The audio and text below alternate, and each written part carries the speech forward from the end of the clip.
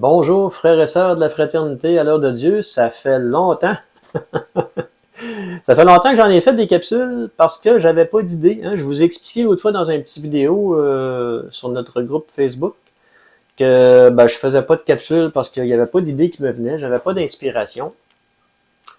Et comme par hasard, le soir même ou le lendemain, lorsque je faisais ma prière le soir, je demande à Dieu de tiens, éclaire-moi donc pour une capsule, j'aimerais ça en faire une.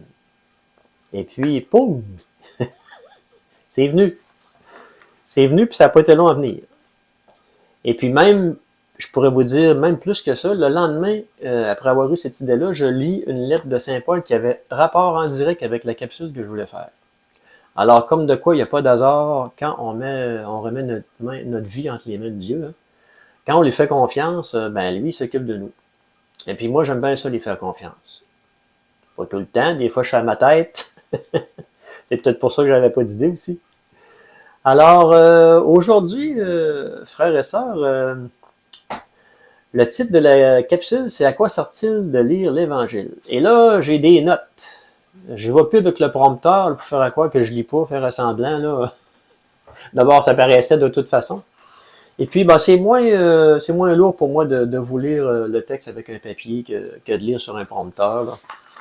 Alors, j'y vais en toute simplicité, comme d'habitude. J'aime bien vous redire que vous savez que j'ai pas de formation en théologie, j'ai pas de formation en histoire religieuse.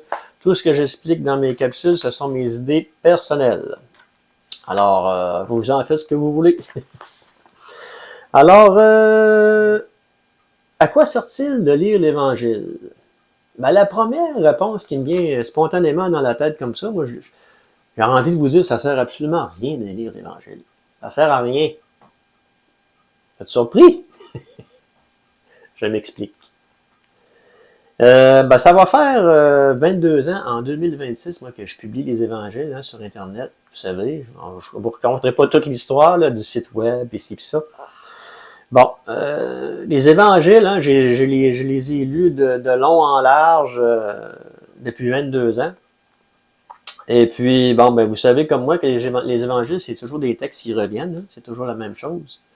Alors, si on fait juste lire l'Évangile, ça donne absolument rien. Ça donne rien. Si vous lisez ça comme un livre, vous allez vous embêter, ça ne sera pas trop long. Les Évangiles, mes chers amis, vous le savez bien, vous le savez peut-être mieux que moi même, c'est fait pour être médité.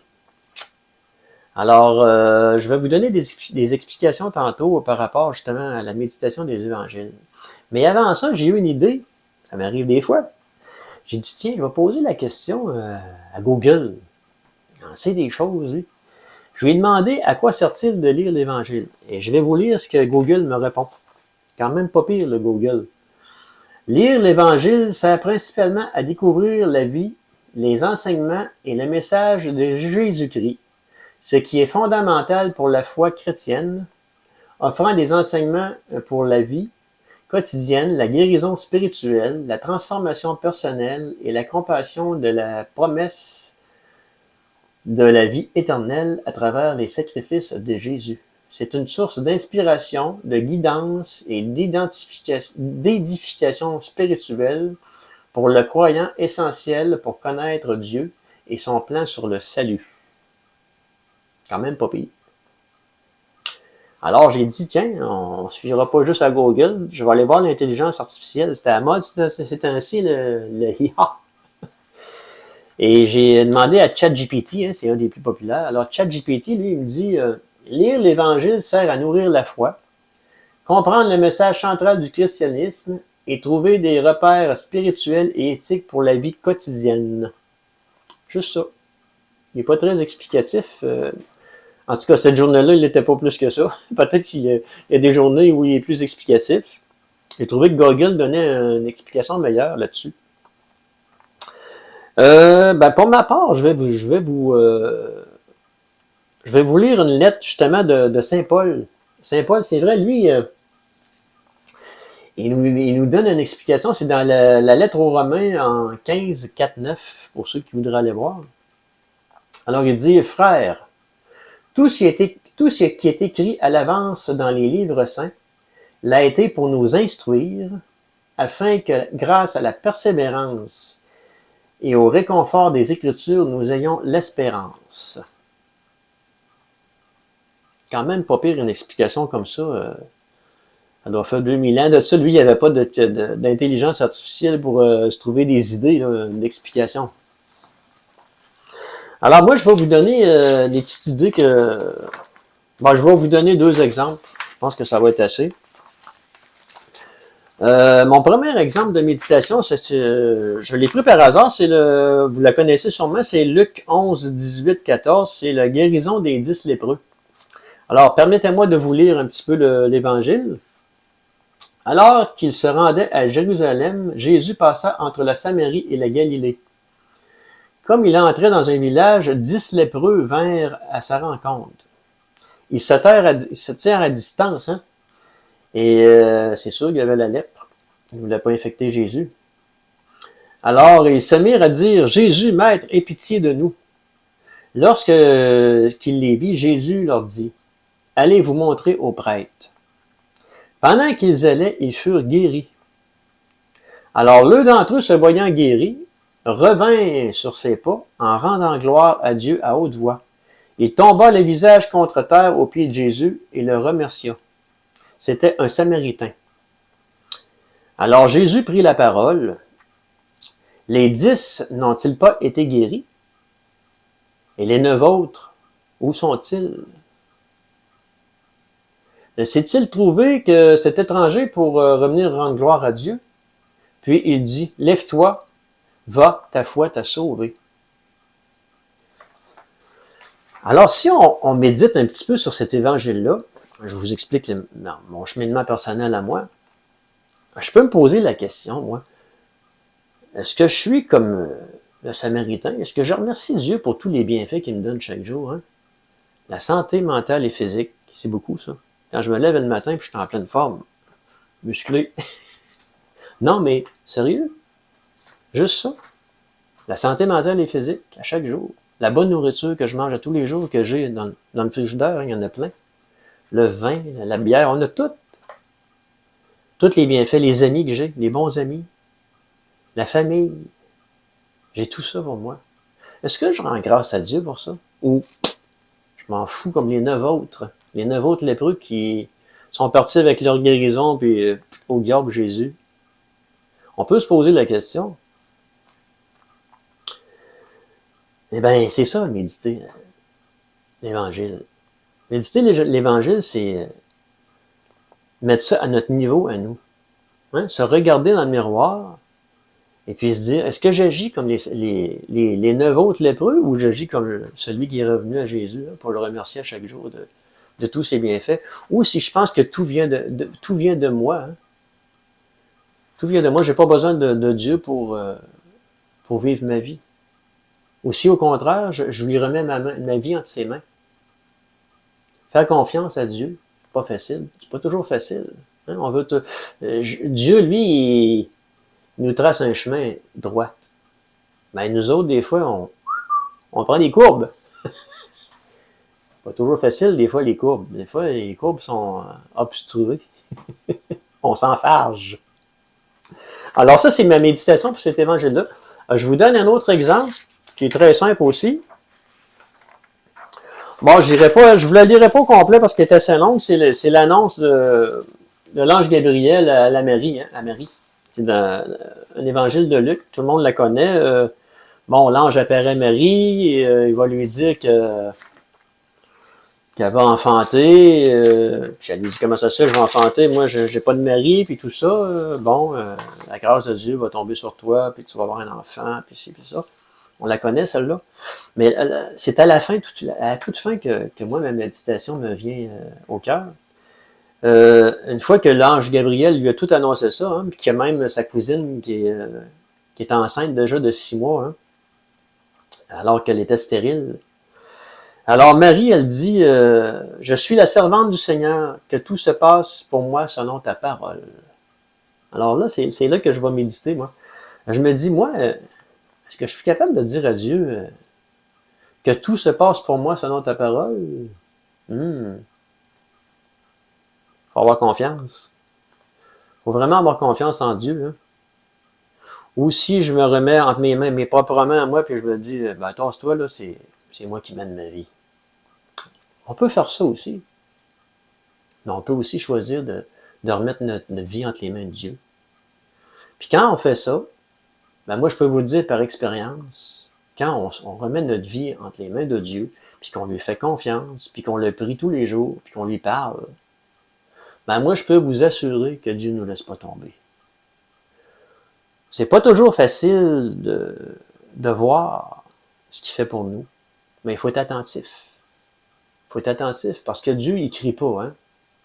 Il murmure. Dieu murmure. Puis c'est pas dans le fracas de tous les bruits de la journée, hein, de la TV en pleine tête, la musique dans le char, puis envoie, puis bing, boum, boum, on l'entendra pas. Non. Il faut se prendre des petits moments avec lui, hein, des moments de silence un petit peu. Puis l'écouter.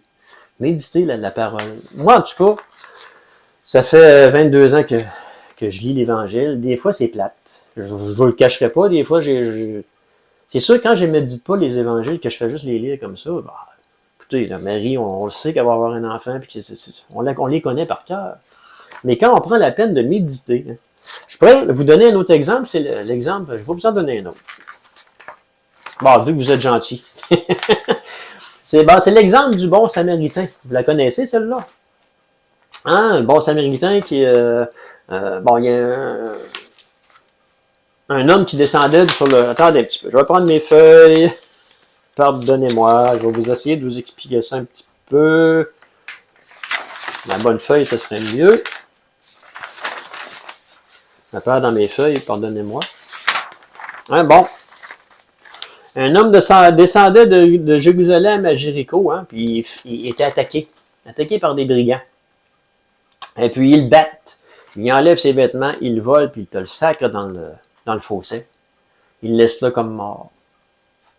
Et puis, il y a un prêtre, lui, qui descend par la même route un peu après.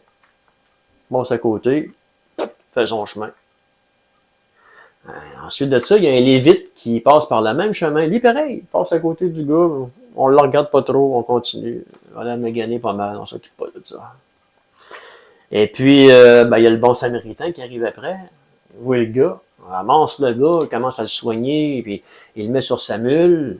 Il l'emmène, il l'apporte dans une auberge, il demande à l'aubergiste de le soigner, puis il lui dit, quand je vais revenir, écoute, ce que tu auras dépensé pour lui, je vais te le repayer. Alors, si je médite un petit peu cet évangile-là, je me dis, bon, moi, quand je vois des gens dans le besoin, je fais tout semblant de ne pas les voir, je passe ça à côté. Vous savez, des fois, on rencontre, je me promène souvent dans les rues de Québec, et puis, vous savez comme moi, il y a beaucoup de gens qui ont le petit verre de carton dans les mains, hein, ou ils vont nous demander de la monnaie pour quoi que ce soit. Est-ce que je passe à côté sans les regarder, ou je leur porte attention, puis je leur réponds. Je prends le temps de les écouter, de leur demander leur nom. Ben ça, je le fais souvent. Je le fais pas tout le temps. Je peux vous donner un exemple, tiens. Un jour, je sortais de la coiffeuse, et puis je passe dans une rue, il y avait une femme écrasée à terre. Ben, ça m'a l'air d'une femme, en tout cas, justement, parce que je ne l'ai pas regardée, je ne l'ai pas vu comme faux. Elle fouillait dans un sac de vidange. J'étais écrasé à terre sur le trottoir, puis elle avait l'air à fouiller là-dedans. J'ai même pas vu son visage comme faux. Pourquoi? Parce que j'ai passé droite. Puis après, là, le lendemain, je me suis dit, j'aurais pu aller voir cette femme-là, lui demander si elle avait besoin de quelque chose. Tu sais, elle m'a gagné pas mal, la madame, là. Quand elle est rendue à fouiller dans un sac de vidange, là. Mais non. J'ai passé droite mon chemin. C'est à se poser des questions, hein. Ça nous fait réfléchir des fois nos attitudes. J'aurais pu, mais je ne l'ai pas fait. Ça m'arrive souvent d'en donner de l'argent à des mendiants. Je me promène souvent là, sur la 3e avenue, puis des fois, il y en a qui nous en demandent, puis ça me fait plaisir de leur en donner. Parce que je me dis, vous savez, donner 5 10 20 c'est quoi? C'est quoi? J'en ai de l'argent, je ne suis pas millionnaire. Et moi, je manque de rien. Ces gens-là, des fois, sont obligés de mendier. Oui, il y en a des fois qui ont de l'aide sociale, ils ont de l'argent un petit peu. Mais ils sont obligés de mendier pour se payer à la traite. Des fois, moi, j'ai acheté un petit flash avec ça ou autre chose. les substances illicites. Mais je me dis, vous savez, leur donner un 5 ou 10 $, c'est quoi? C'est rien.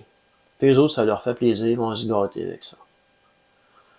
C'est pas toujours, je sais que c'est pas toujours leur rendre service de leur donner de l'argent. Mais je me dis, moi, j'ai pas besoin de mendier. J'ai pas besoin de faire ça. Eux autres, ils sont obligés de faire ça pour se gâter un petit peu. Fait que des fois, ben, je leur en donne. Mais je ne suis pas toujours une bonne personne. Comme vous avez vu, j'ai passé à côté de la dame. Alors ça, c'est ma façon à moi de méditer les évangiles. C'est important de se trouver une façon de les méditer parce que si on fait juste lire les textes comme ça ne vous donnera absolument rien de lire les évangiles. Et puis, c'est pour cette raison-là que je continue à publier les évangiles parce que c'est une façon d'entretenir notre relation avec Dieu, premièrement. Et puis, les textes sont tellement riches des fois. Des fois, on va les lire, ça nous dit absolument rien. Ça m'arrive souvent aussi de les lire, parce que justement, si je fais juste les lire, ça dit rien. Mais si je commence des fois à méditer un petit peu, oh là, des fois ça me dit, ouais, j'étais un peu comme les 9 autres qui ont passé, sont pas revenus remercier Dieu, ou des choses comme ça. Alors, c'est important de se faire une petite méditation là-dessus. C'est une façon d'apprécier les évangiles. Hein? Sans ça, on les apprécie pas. Alors, moi, je continue à publier l'Évangile tous les jours. C'est important pour moi. Ça prend fin à ma petite capsule. Comme d'habitude, ça a été très simple. Et vous m'en pardonnerez si c'est trop simple. Mais c'est ma façon à moi de les faire. Ben, moi, je vous dis, chers frères et sœurs, union de prière. Et puis, je vais avoir un message de Noël pour vous tous très bientôt. Il faut que je travaille là-dessus, mais ça s'en vient. Alors, je vous dis à la prochaine et puis, bye!